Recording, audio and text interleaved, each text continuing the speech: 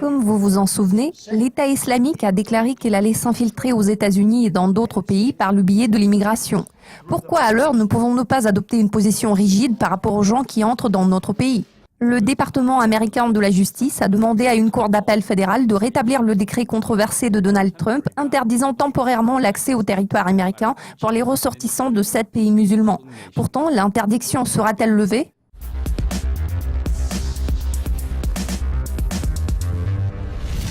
Selon le conseiller spécial du procureur général adjoint des États-Unis aux droits civils, August Flench, le décret de Donald Trump bloquant l'admission des réfugiés pour 120 jours et suspendant l'entrée aux USA des ressortissants de l'Iran, de la Syrie, de l'Irak, de la Somalie, du Soudan, du Yémen et de la Libye pour 90 jours, signé le 27 janvier, était pleinement dans les attributions présidentielles.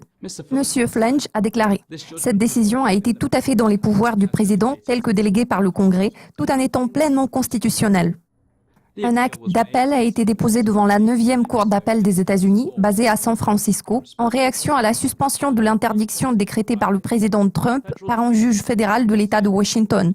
Mardi dernier, les juges de la Cour d'appel ont contesté le jugement du procureur général en raison du manque de preuves concrètes. Steve Vladek, professeur à la faculté de droit de l'Université du Texas, a déclaré qu'à son avis, le gouvernement était dans une situation défavorable. Il est toujours dangereux d'accorder trop d'importance à l'argumentation, mais il semble qu'un seul des 3 juges penche en faveur de la position du gouvernement. La décision du juge Robart entre en vigueur immédiatement et suspend le décret inconstitutionnel et illégal du président Trump.